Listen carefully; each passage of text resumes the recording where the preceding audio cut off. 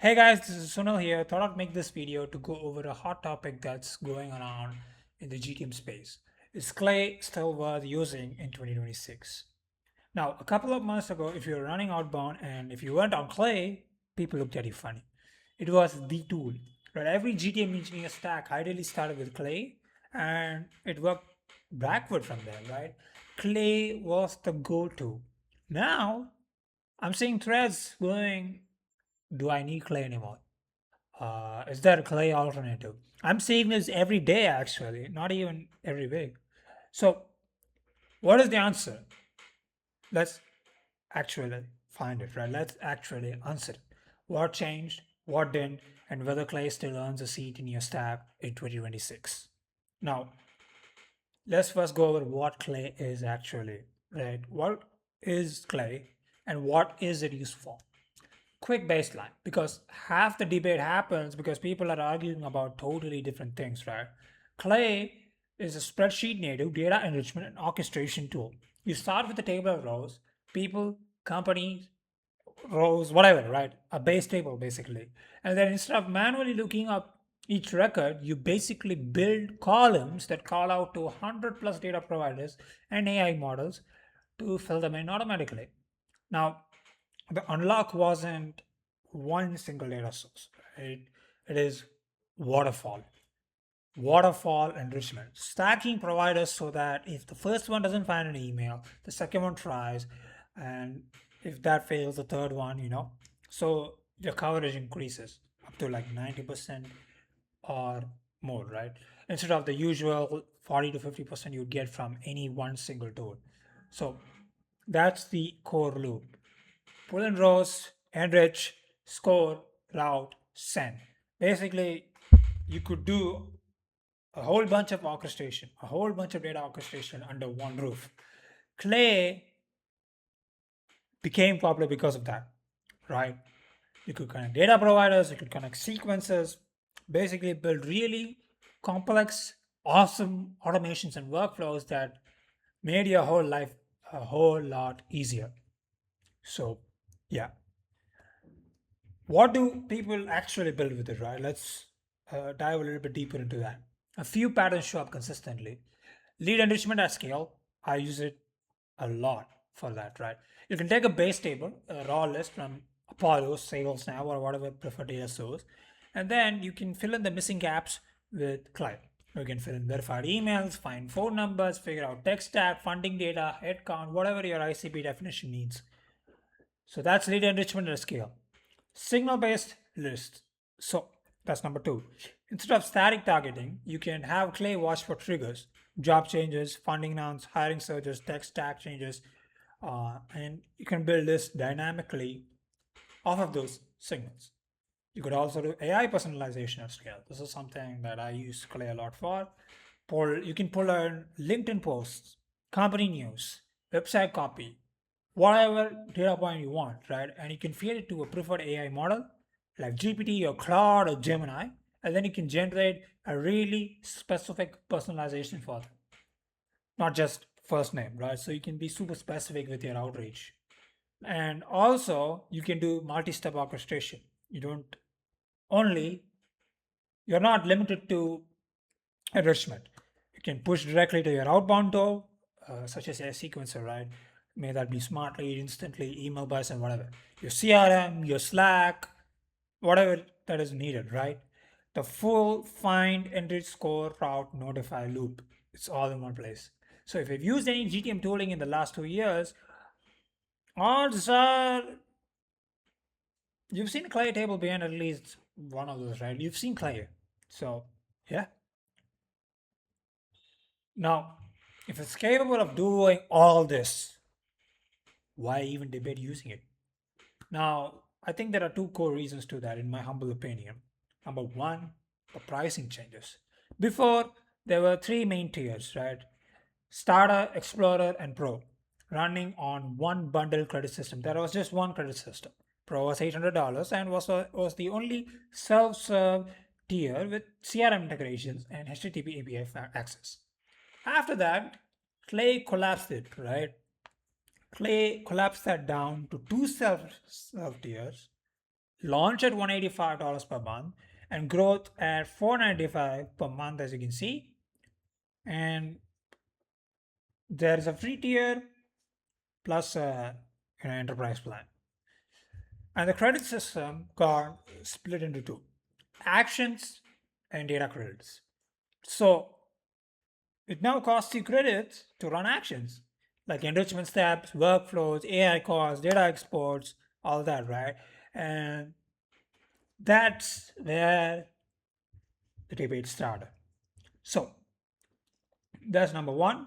And number two is the rise of Claude Code and coding agents in general. This is the more interesting shift, right? A year or two ago, if you wanted to build a waterfall enrichment pipeline, a no code tool like Clay was the only realistic option for most GTM teams. Nobody was writing, custom Python scripts to hit 6 different APIs and, stitch the results together.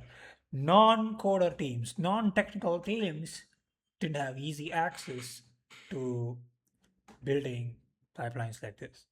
Now with Claude and similar coding agents, right, like Codex, a technical GTM person, or honestly someone who isn't even technical, right? Like even if you don't know that much coding, you can describe the pipeline in plain English, vibe code, give it a bunch of prompts, and then boom, right? You have working code that hits the same APIs directly with no per row markup sitting on top.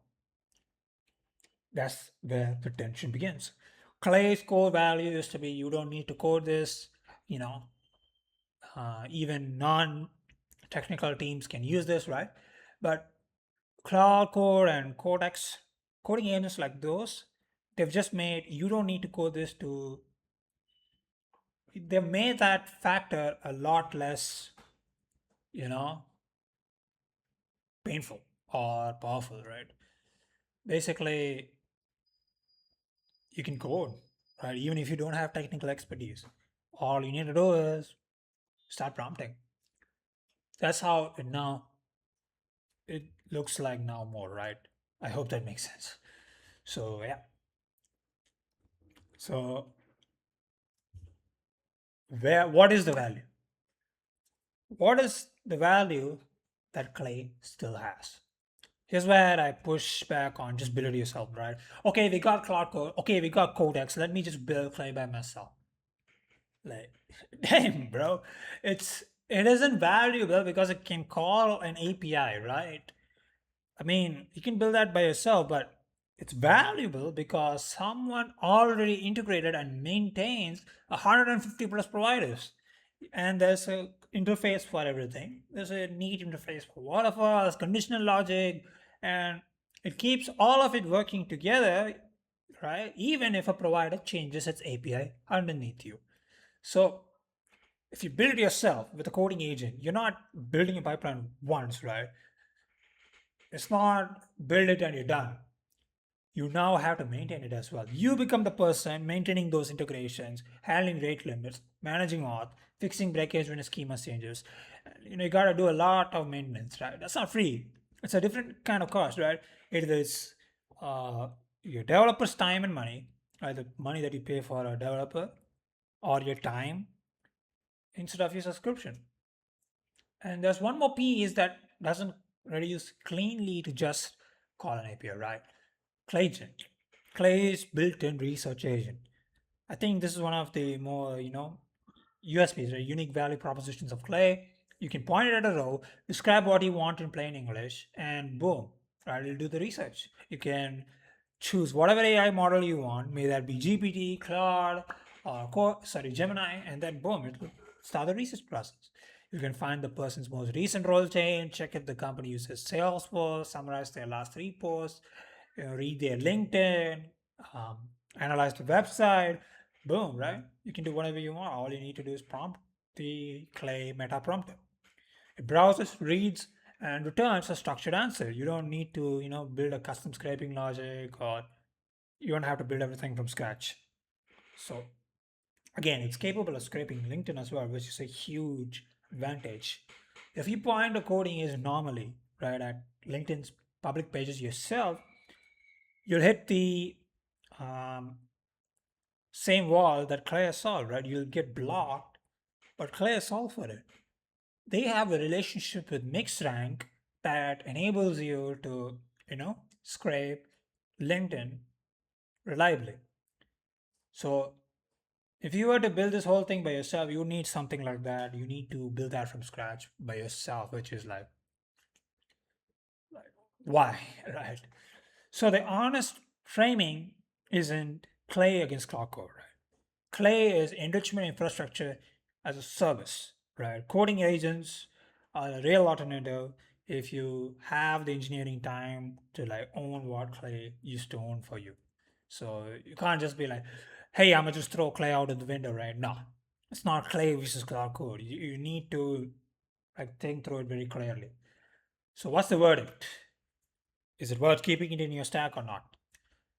Keep it if non-technical people need to build and edit enrichment logic themselves.